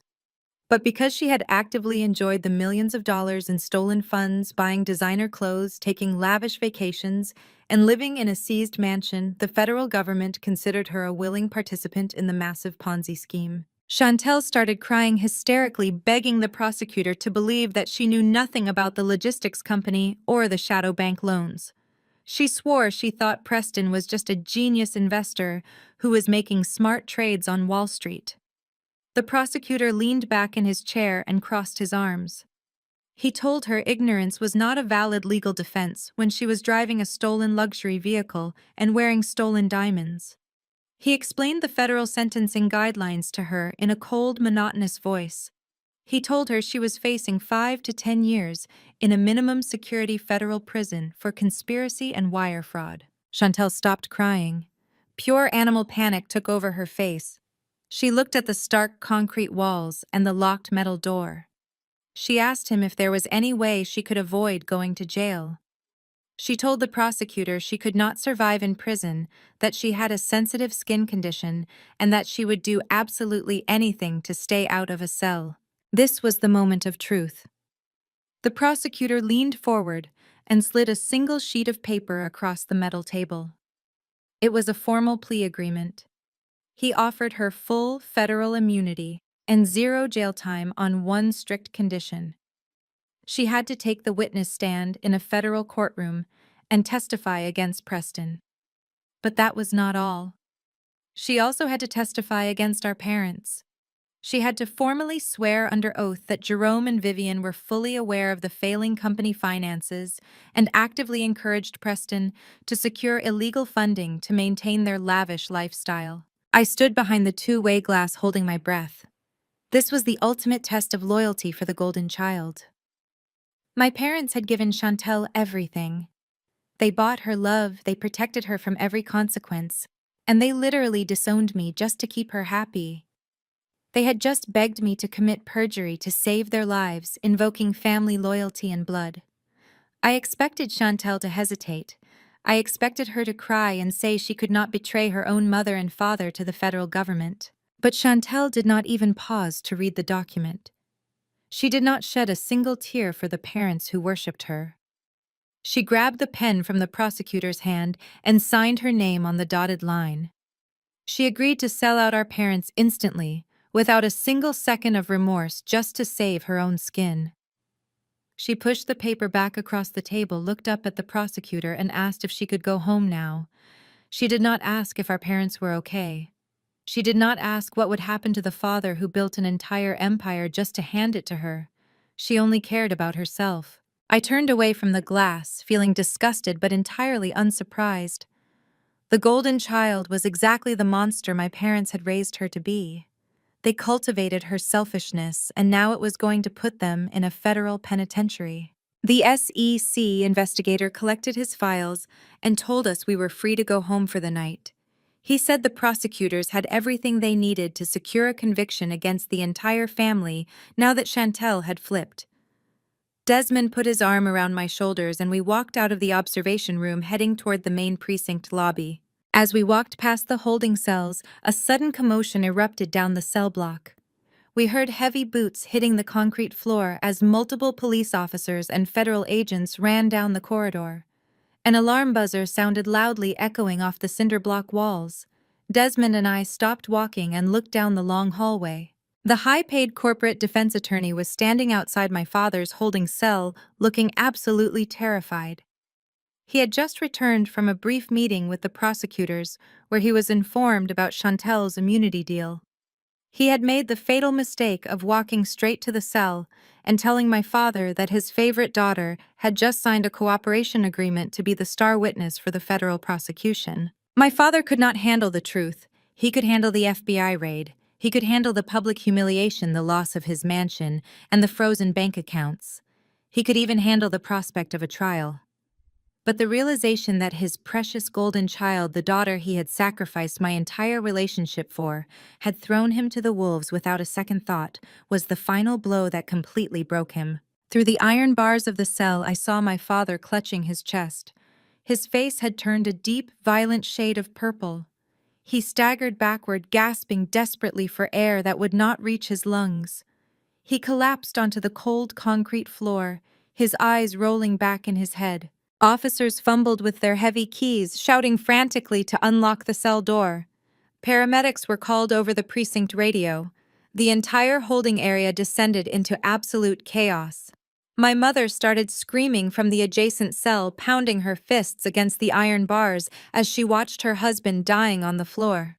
I stood at the end of the hallway, safe in my husband's arms, and watched the empire finally draw its last breath. My father did not die on the cold concrete floor of the precinct holding cell. The paramedics managed to restart his heart and rushed him to the nearest federal medical facility. He spent 3 agonizing days chained to a hospital bed under 24-hour armed guard. The doctors stabilized his physical heart, but the man who woke up was completely broken. The arrogant billionaire CEO was gone. In his place was a frail, elderly man facing the absolute ruin of his entire existence. While my father was recovering under fluorescent hospital lights, my mother was transferred to the general population block of the county jail. For 3 nights, Vivian, the woman who used to complain if her luxury hotel suites did not have the right imported silk sheets, slept on a thin plastic mattress surrounded by concrete and steel. Fast forward to the end of the week. Desmond and I walked up the wide marble steps of the federal courthouse in downtown Atlanta. The air was thick with the humid Georgia heat and the flashing cameras of the local press. The news of the Crestview Logistics collapse had become a massive media spectacle. The brilliant logistics empire built by Black excellence had been destroyed from the inside by a white con artist and a family blinded by their own toxic pride. We pushed past the reporters without saying a single word and made our way through the heavy metal detectors. We walked into the grand federal courtroom and took our seats in the second row of the wooden gallery benches. The heavy oak doors at the front of the courtroom swung open. A collective gasp echoed through the gallery as my parents were brought in by federal marshals. It was the first time they had seen each other since the night of the FBI raid. My mother walked in first. Her hands and ankles were shackled with heavy metal chains that clinked loudly against the polished hardwood floor. She was wearing a baggy bright orange prison jumpsuit that swallowed her thin frame. Her face was hollow and completely drained of color. A moment later, my father was wheeled into the room in a sterile medical transport chair. He was wearing the exact same orange jumpsuit. His wrists were handcuffed to the metal armrests of the chair. He looked 20 years older than he had just a week ago. He did not look around the room, he just stared blankly at the wooden table in front of him. They were seated next to their expensive corporate defense attorney, who looked incredibly anxious shuffling through his legal pads. The federal judge walked into the courtroom and everyone rose to their feet. He was a stern, no-nonsense man who had built his career prosecuting massive financial crimes. He sat down at the high mahogany bench and looked down at my parents with absolute disgust. The federal prosecutor stood up and presented his case for denying bail entirely. He detailed the massive $15 million shadow bank loans, the forged signatures, the offshore shell companies, and the private jet charter Preston had tried to use to escape. The prosecutor argued that because my parents had access to hidden international accounts, they were an extreme flight risk. The defense attorney scrambled to his feet. He passionately argued that my father was in critical medical condition and would not survive awaiting trial in a federal penitentiary. He argued that my mother was a prominent community figure with deep roots in Atlanta and no criminal record. He practically begged the judge to show mercy to two elderly founders who had simply trusted the wrong son-in-law. The judge listened in silence. He reviewed the medical files regarding my father's heart attack and the plea agreement signed by my sister Chantel. Finally, he leaned forward and delivered his ruling. He stated that due to my father's severe medical emergency, he would not deny bail completely. However, given the staggering amount of money missing and the severity of the federal fraud charges, the bail conditions would be exceptionally punitive. The judge slammed his wooden gavel down and set the bail at $2 million for my father and $2 million for my mother. A total of $4 million in liquid assets was required to keep them out of a federal holding cell pending their criminal trial. My mother let out a small, desperate sob and buried her face in her shackled hands. The defense attorney slumped back into his leather chair. It was an impossible sum for them to pay. Every single penny of the Crestview Logistics corporate accounts had been seized by the federal government. Every personal bank account my parents owned was frozen by the SEC. Their luxury mansion was in the possession of the shadow bank. Their retirement funds were completely gone. Chantel was deeply in debt and preparing to testify against them. They had absolutely nothing left. The defense attorney turned around in his chair and looked desperately over the wooden barrier into the gallery. He locked eyes with me. He knew that the emergency injunction Preston had filed against Desmond and me had been lifted the moment Preston was arrested for federal fraud. He knew that Desmond and I had our own independent wealth built through years of our successful careers in tech and forensic accounting. He knew that if we liquidated our stock portfolios and leveraged the equity in our own home, we could theoretically secure the $4 million bond. The attorney stood up and rushed over to the wooden railing separating the defense tables from the gallery audience. He leaned over and pleaded with me in a frantic whisper. "Octavia, please," he begged, his face dripping with sweat. "You have to post the bond. Your father will die in that medical ward if he stays locked up. Your mother is completely falling apart. You are the only person left in the world who can afford to save them. If you do not write that check right now, the marshals are taking them straight back to the county jail." I looked past the frantic lawyer and looked at my parents. My mother turned her head slowly and looked at me. Tears were streaming down her face, and her eyes were filled with silent, desperate pleading. She was silently begging the daughter she had slapped and disowned to sacrifice everything to save her. My father did not look back. He kept his eyes glued to the floor, utterly defeated by his own arrogance. Desmond placed his warm hand over mine, giving it a gentle squeeze. He was ready to support whatever decision I made. I looked down at my hands and took a slow, deep breath. I stood up from the hard wooden bench. I did not reach into my purse for my checkbook. I did not look at the defense attorney. I stepped out into the center aisle, walked past the wooden railing, and stepped right up to the official podium directly in front of the federal judge. The entire courtroom fell dead silent as I looked up at the bench and asked the judge for permission to speak on the official record. The judge peered down at me over his silver reading glasses and nodded slowly, granting me the floor. He asked me to state my name and my relationship to the defendants for the court reporter. I stood tall and gave him my full name, stating clearly that I was the biological daughter of Jerome and Vivian. A collective sigh of relief washed over the defense table.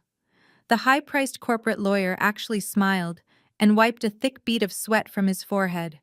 My mother let out a loud gasp of profound gratitude, pressing her shackled hands against her chest. Even my father lifted his head, his eyes suddenly filled with a desperate glowing hope. They all thought I had stepped forward to write the massive check. They truly believed the obedient daughter they had abused and discarded had finally returned to save them from the consequences of their own actions. I looked directly at the federal judge, keeping my posture perfectly straight and my expression completely unreadable. "Your Honor," I said, my voice projecting clearly and echoing across the vast, silent courtroom.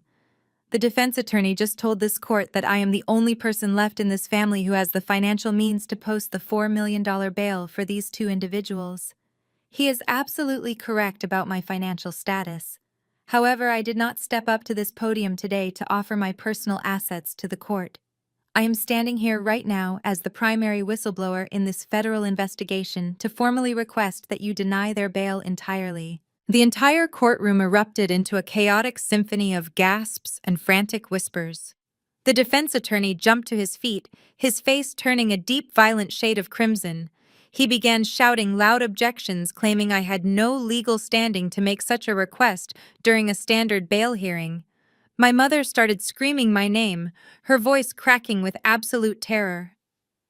"Octavia, please," she wailed, pulling desperately against her heavy metal chains. "Do not do this to us. We are your family. We gave you life." The judge slammed his heavy wooden gavel down with a deafening crack. "Silence in this courtroom," he roared. The gallery instantly quieted down, dropping into a terrified hush. The judge turned his stern, cold gaze toward the defense attorney and ordered him to sit down and remain silent immediately. He then looked back down at me and told me to proceed with my statement, but he sternly warned me that my claims had better be substantial. I took a slow, deep breath and gripped the polished edges of the wooden podium. "Your Honor," I said, my voice completely steady. "The defense claims my parents are helpless victims of a rogue son-in-law. They claim they are upstanding citizens with deep community ties who pose no flight risk and absolutely no danger to the public. That is a complete and utter fabrication. Less than 48 hours ago, the man sitting in that medical transport chair came to my private residence. He did not come to apologize for the massive financial crimes he committed. He came to directly intimidate a federal witness." I reached into my tailored blazer pocket and pulled out a small black flash drive. I placed it gently on the wooden surface of the podium where everyone could see it. When my father arrived at my home, my husband Desmond activated our internal security recording system. I explained, pointing to the drive.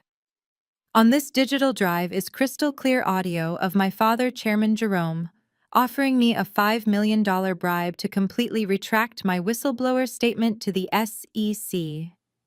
And when I absolutely refused to accept his dirty money, he escalated his tactics to criminal extortion." The judge leaned forward, his expression darkening with judicial fury. "Proceed with your statement," he commanded.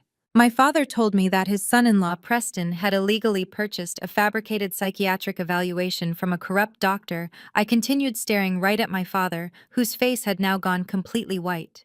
He explicitly threatened to use that fake medical document to file an emergency petition in family court. He promised to have me forcibly committed to a psychiatric ward and strip me of the custody of my own minor children if I did not help them cover up this massive corporate fraud. The entire gallery gasped in collective horror. The local reporters sitting in the back row were frantically typing on their phones and scribbling wildly on their notepads. The defense attorney looked like he was about to be physically sick right there at the table. He looked at my father with wide, terrified eyes, suddenly realizing his client had committed felony witness tampering right in the middle of a high-profile federal investigation. I looked back up at the bench, meeting the judge's eyes. "Your Honor, these are not helpless, elderly victims," I stated, my voice ringing with absolute conviction. "These are ruthless, calculating individuals who were willing to destroy their own daughter's sanity and steal her children just to protect their stolen wealth and their fake public image. They still have access to offshore shell companies created by their son-in-law. If you let them walk out of those heavy oak doors today, they will use whatever hidden resources they have left to flee the country, or they will spend every waking moment trying to destroy the lives of the witnesses testifying against them. I am asking this court to keep them in federal custody for the safety of my family and the integrity of this criminal trial." I stepped back from the podium and handed the black flash drive to the approaching court bailiff. The judge did not even need to listen to the audio right then. The sheer panic and guilt written all over my father's face was a complete confession. The arrogant billionaire CEO looked like a trapped animal finally realizing the steel jaws had snapped shut around his leg. The judge looked down at my parents with pure, unadulterated disgust. Extorting a federal whistleblower and threatening the custody of minor children are severe felony offenses, the judge said, his voice booming powerfully through the courtroom microphone. Based on the highly credible testimony of this witness and the extreme flight risk posed by the missing offshore funds, I am officially revoking my previous ruling. The judge raised his heavy wooden gavel high into the air. "Bail is unequivocally denied," he declared. "The defendants will be remanded to federal custody immediately to await trial." He slammed the gavel down with a final echoing crack that sealed their fate forever. My mother collapsed forward into her chair, sobbing so violently her entire body shook against the metal restraints. My father let his head fall forward to his chest, completely defeated and utterly broken. But the drama was not quite over. From the heavy steel holding pen door on the far side of the courtroom, Preston was being led in by marshals for his own separate arraignment. He had heard the entire devastating exchange through the open door. He suddenly realized that because my parents were denied bail and their assets were permanently frozen, there was absolutely no hidden money left to pay his exorbitant legal fees or secure his own release. I had just single-handedly destroyed his last remaining safety net. Preston completely snapped. The smooth-talking fake Wall Street prodigy let out a primal scream of pure animal rage. He violently shoved the federal marshal standing next to him and lunged across the open space of the courtroom directly toward me. "You ruined everything," he screamed, his handsome face twisted into a grotesque mask of pure hatred. He did not even make it 3 steps. 2 massive federal marshals tackled him simultaneously from the blind side. They slammed him face first into the hard wooden floor with a sickening heavy thud. Preston's expensive custom Italian shoes scuffed frantically against the polished wood as he thrashed and kicked, screaming violent obscenities at me.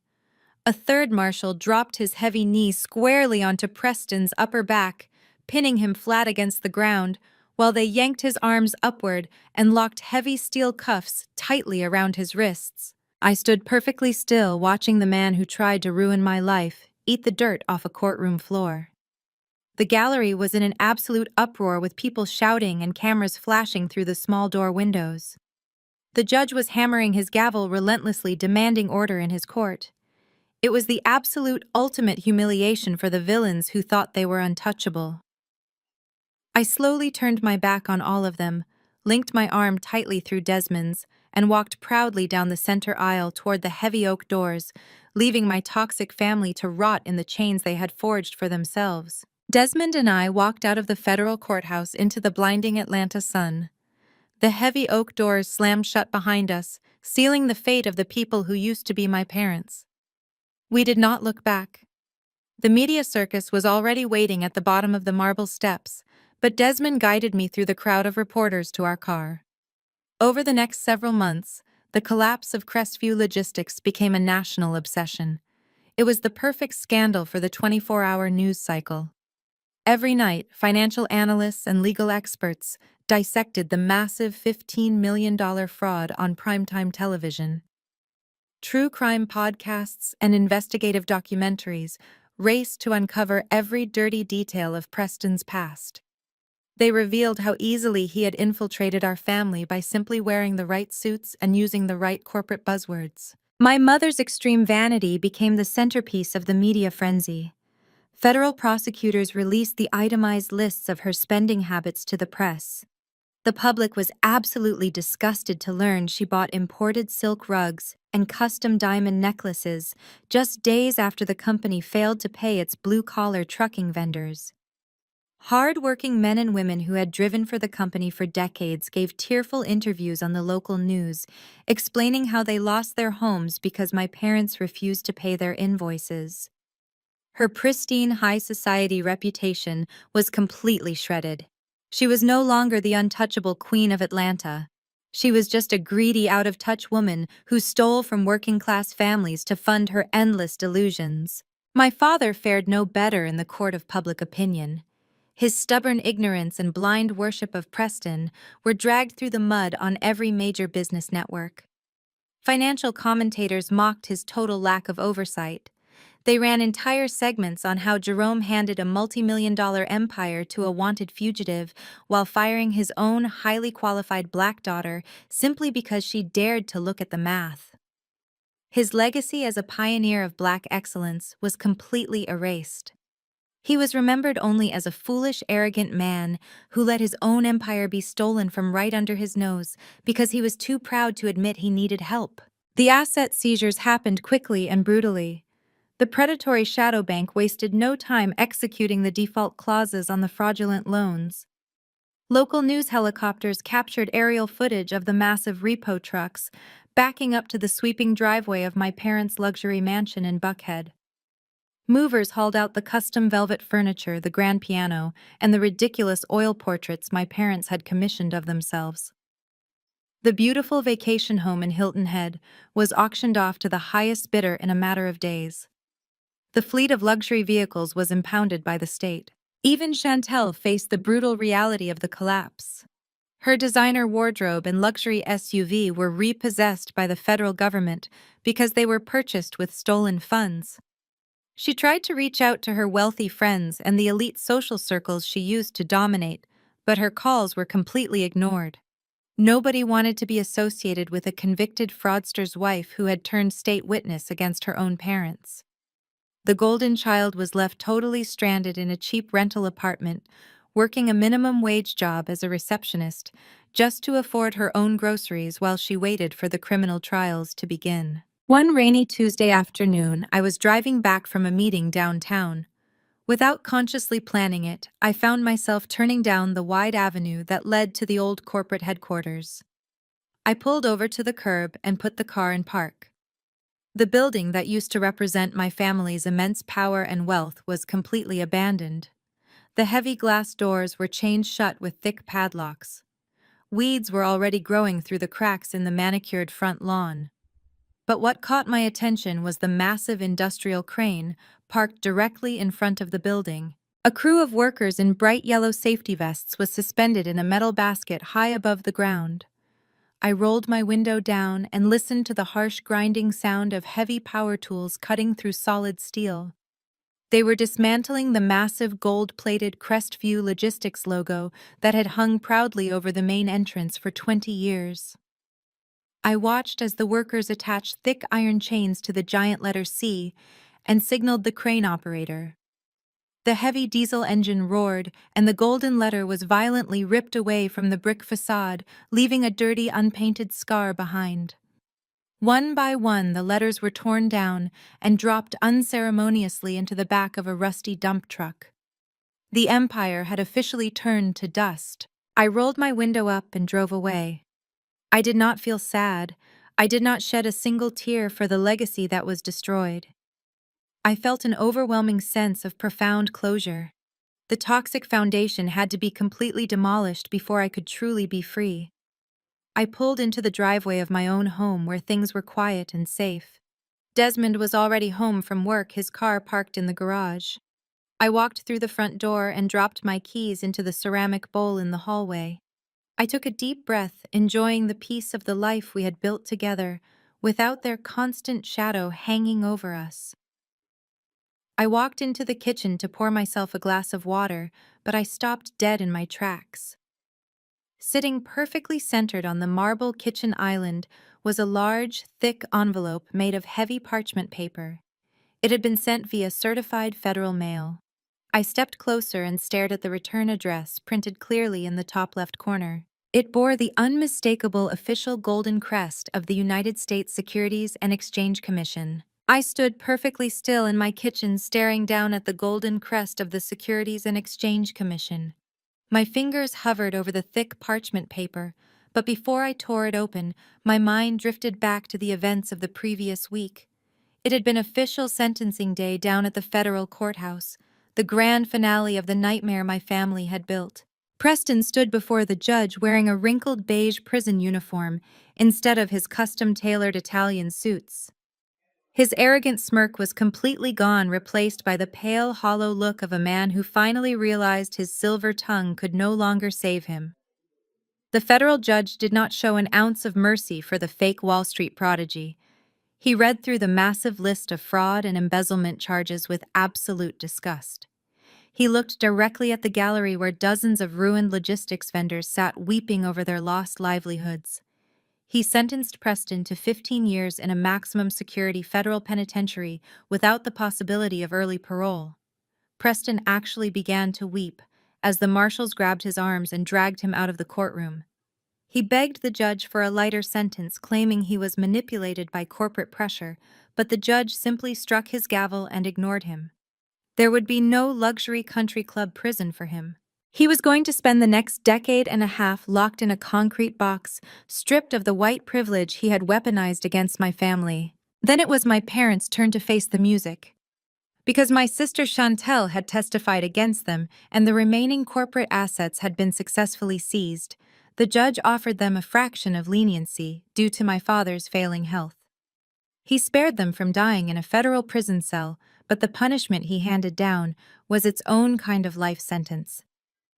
Jerome and Vivian were sentenced to 5 years of strict federal probation.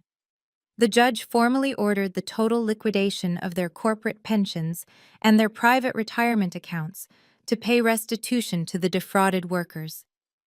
My parents walked out of the courthouse as completely broke felons. They had no mansion, no luxury cars, and no high society friends willing to take their calls. The state assigned them to a tiny rundown subsidized apartment on the far outskirts of Atlanta. I heard from a mutual acquaintance that the apartment had peeling linoleum floors and noisy neighbors who blasted music all night long. My mother, who used to throw away expensive silk dresses after wearing them once, now had to take a public bus to a discount grocery store using government assistance vouchers. She had to stand in long lines holding cheap generic brand cereal, while people she used to look down upon pushed past her. Every single week, my proud, arrogant father had to humble himself and report to a severely overworked federal probation officer just to prove he was staying out of trouble. Their kingdom of vanity had collapsed, leaving them to rot in the absolute poverty they had always mocked and feared. And then there was Chantel. The golden child had signed an immunity deal to avoid a prison cell, but the federal government did not grant her financial immunity. She was held legally responsible for the hundreds of thousands of dollars in credit card debt Preston had racked up in her name. The repo men had taken everything of value she owned, down to the designer shoes in her closet. With no college degree, no work ethic, and a highly publicized connection to a massive federal fraud case, no corporate office in Atlanta would even look at her resume. The beautiful, pampered sister who used to laugh at my accounting career was forced to take the only job that would accept her immediate application. I actually drove past her workplace once, just to see it for myself. Chantel was working the late shift drive-through window at a greasy fast food franchise. I parked across the street and watched as a rude customer threw a crumpled receipt at her face through the open car window. She was wearing a cheap polyester uniform that smelled like old fryer oil, and her perfect hair was tied back under a rigid corporate visor. Her perfectly manicured nails were chipped and stained from handling greasy paper bags all night long. She had to force a fake smile and apologize to angry strangers just to earn minimum wage. Every single paycheck she earned was immediately garnished by predatory debt collectors, leaving her with barely enough money to pay rent for a single room. Her perfect life had burned to the ground, and she was left sweeping up the ashes with her bare hands. I blinked, pulling myself out of the dark memories, and brought my focus back to the heavy envelope resting on my marble kitchen island. Desmond walked into the room carrying 2 mugs of hot black coffee. He saw the official federal seal and stopped dead in his tracks. He set the coffee mugs down slowly on the counter and came to stand right beside me, wrapping his strong arms securely around my waist. The Securities and Exchange Commission had been reviewing my official whistleblower case for months. Under federal law, individuals who provide original forensic evidence that leads to successful fraud recovery are entitled to a financial reward. I had no idea what to expect. I assumed it might be a formal letter of gratitude, or perhaps a modest sum to cover the legal fees we incurred during the early days of the chaotic investigation. My hands actually began to shake as I slid my finger under the flap of the heavy parchment envelope and carefully tore it open. I pulled out a thick stack of official government documents. Attached to the very front page with a shiny silver paperclip was a certified treasury check. I looked down at the payee line and saw my full legal name printed in bold black ink. I moved my eyes slightly to the right to look at the final payment amount. Desmond inhaled sharply next to me, his grip tightening around my waist. We both stared at the long string of numbers printed across the official federal check. We locked eyes in absolute stunned silence, totally paralyzed by the reality of the unimaginable number printed inside. $4,200,000. I read the numbers over and over again, trying to make sense of the heavy parchment paper in my hands. Desmond let out a breath he had been holding for what felt like an eternity. He pulled me into his chest, laughing softly in pure disbelief. Attached to the treasury check was a formal letter of explanation from the Office of the Whistleblower at the Securities and Exchange Commission. The letter detailed exactly how my encrypted file had been used by the federal prosecutors to dismantle the entire fraudulent network. Because I had bypassed Preston's dummy accounts and provided the exact digital locations of the offshore shell companies, the government was able to track and seize the stolen funds before they completely disappeared into international waters. The financial recovery was massive and unprecedented for a company of that size. My 3,000-page forensic audit directly led to the successful recovery of $21 million for the defrauded logistics vendors and the shadow bank investors. Under the federal whistleblower reward program, any individual who voluntarily provides original information leading to a successful enforcement action exceeding $1 million is legally entitled to a bounty.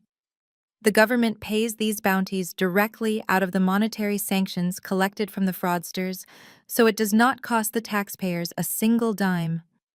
The law mandates that the whistleblower receive between 10 and 30% of the total recovered amount, depending on the significance of the information provided. The federal judge and the SEC oversight panel reviewed the undeniable quality of my forensic accounting.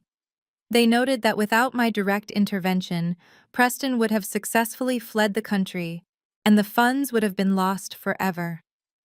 Because of my precise and thorough documentation, they awarded me exactly 20% of the recovered assets. I was holding a tax-free government check for $4.2 million. This was not just life-changing money. This was the ultimate, undeniable validation of everything I had suffered through. My parents had fired me because they thought I was a jealous, bitter woman who could not stand to see her sister shine. They had chosen a white con artist over their own black daughter because they valued his fake Ivy League pedigree more than my actual professional expertise. They tried to buy my silence for $5 million in stolen corporate funds, and when that failed, they threatened to take my children away using a fake psychological evaluation. They threw me away like garbage to protect a man who was actively destroying their entire legacy from the inside out. But sitting in my quiet kitchen holding that heavy federal check, I finally understood that their cruel rejection was the greatest gift they could have ever given me. If they had listened to me 2 years ago, when I first found the discrepancies, I would have spent the rest of my life working under my father's tyrannical control. I would have spent my entire career watching Chantel get promoted for doing absolutely nothing, while I quietly fixed all of her expensive mistakes behind the scenes. I would have been trapped in their toxic web of conditional love and image obsession, forever trying to earn a respect that they were incapable of giving. Instead, they pushed me out into the cold and forced me to build my own independent life with a husband who actually respected my brilliant mind.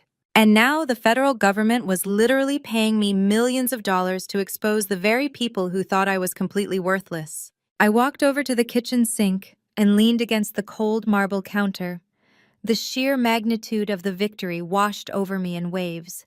I had burned their fraudulent empire to the ground and walked away from the ashes as a multimillionaire. I did not have to steal to get rich.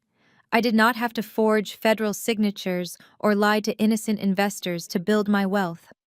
I simply used my brain, trusted my instincts, and told the absolute truth. Desmond poured his coffee and leaned against the counter next to me, his eyes shining with pride. He asked me what I wanted to do with the money. I smiled and told him we were going to change our lives completely on our own terms. We were going to invest it, safely build our own legitimate business, and make sure our children never had to worry about money a single day in their lives. We were going to build a family legacy that was based on hard work and honesty, not smoke and mirrors. For the first time in my 32 years of life, I felt completely free. The heavy, suffocating weight of my family's unrealistic expectations was gone forever. The constant, desperate need to prove myself to a mother and father who only loved me when I was useful was finally broken. I was a highly successful forensic accountant, a loving wife, a protective mother, and now a highly decorated federal whistleblower. I had won the war they started. I had achieved the absolute moral and financial victory over the monsters who raised me. The quiet peace of the kitchen was suddenly shattered by a harsh vibrating sound. My personal cell phone was buzzing aggressively on the counter right next to the empty SEC envelope.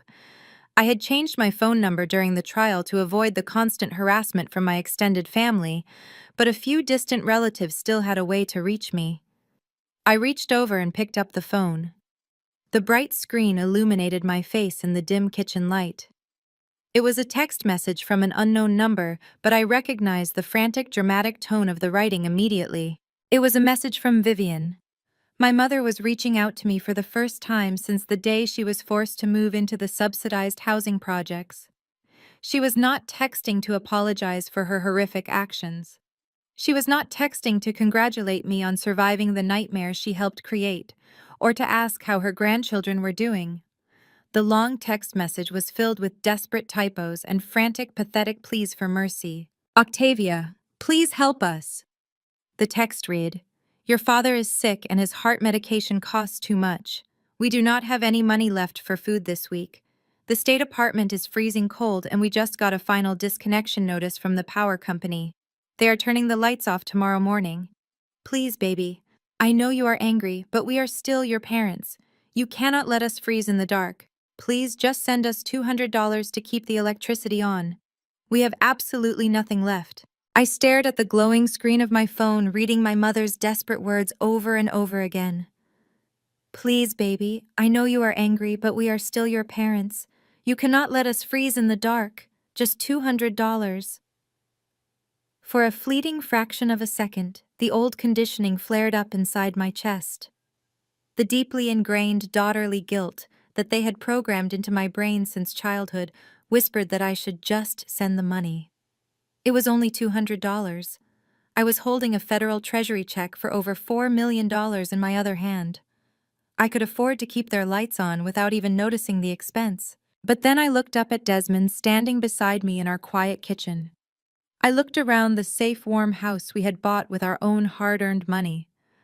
I remembered the sharp sting of my mother's hand slapping my face in front of 120 party guests. I remembered my father slamming a $5 million bribe on my coffee table and threatening to steal my minor children with a fake psychiatric hold. I remembered Chantel smirking at me while she burned physical evidence to protect a man who was actively robbing our parents blind. They did not care if I froze in the dark. They did not care if I lost my mind, my family, or my freedom. They only remembered they were my parents when they had absolutely no one else left to use. I did not type out an angry reply. I did not send a long paragraph explaining why they deserved everything that happened to them. They already knew exactly what they did. I simply tapped the small blue information icon next to the unknown number. I scrolled down to the very bottom of the screen and pressed block caller. I watched the contact disappear into the digital void. I went through my phone and systematically blocked every single extended family member who had texted me hateful messages on the morning of New Year's Day. I deleted the aunts, the uncles, and the cousins who called me a traitor. I severed the toxic bloodline completely and permanently. I set the phone face down on the marble counter and took a deep breath. The silence that filled the kitchen was not empty, it was the sound of absolute freedom. The next morning, Desmond and I took the heavy parchment envelope to our primary financial institution. We deposited the $4.2 million treasury check into a secure high-yield trust. But unlike my parents, we did not use the sudden influx of massive wealth to buy luxury yachts or custom-imported sports cars. We did not care about flashing designer labels at elite country clubs to impress people who secretly hated us. We cared about building a legacy of absolute integrity. 6 months later, we signed a commercial lease on a beautiful modern office space in the heart of downtown Atlanta. We combined my expertise as a certified forensic accountant and Desmond's brilliant cybersecurity architecture to launch our own independent firm. We specifically dedicated our entire practice to protecting minority-owned businesses and self-made entrepreneurs from the exact type of financial predators that destroyed my family. We conduct aggressive internal audits, we build impenetrable network defense systems, and we hunt down corporate embezzlers before they can drain the lifeblood out of hard-working communities. Our firm became incredibly successful very quickly because we operated on radical transparency. Our clients trust us completely because they know we cannot be bought, intimidated, or manipulated by anyone. We are not interested in the toxic illusion of black excellence that requires hiding ugly truths behind expensive suits. We are interested in the actual mathematical foundation of it. We help honest people keep the money they bleed to earn, and we send the corporate rats straight to federal prison. Sometimes when I am sitting in my corner office looking out over the city's skyline, I think about the empire my parents lost. I think about the golden logo being torn down from the brick facade and the heavy steel chains locking the glass doors of Crestview Logistics. They built a massive kingdom on a foundation of lies, conditional love, and toxic vanity. It was always destined to collapse under its own rotten weight. But the empire Desmond and I are building is forged in absolute truth. It is a fortress that no white-collar con artist can ever penetrate and no bitter family member can ever tear down. I go home every evening to a husband who respects my brilliant mind and children who will never have to earn my love by pretending to be perfect. If you are watching this and you are currently trapped in a toxic family dynamic, I want you to listen to me very carefully. You do not owe your sanity to the people who share your genetics. You do not owe your success to the parents who constantly minimize your worth to make themselves feel bigger. You have the absolute right to walk away from tables where respect is no longer being served. You have the right to protect your peace, your finances, and your future from the people who are supposed to love you the most. Blood doesn't give anyone the right to bleed you dry. Hit subscribe if you agree that the sweetest revenge is building a beautiful life they no longer have access to. Share this video with someone who might be struggling with the guilt of walking away from a toxic family. Let them know they are not alone and that setting a permanent boundary is the first step toward true healing. Thank you for listening to my story, and remember that the greatest legacy you can ever leave behind is a life lived authentically and unapologetically on your own terms.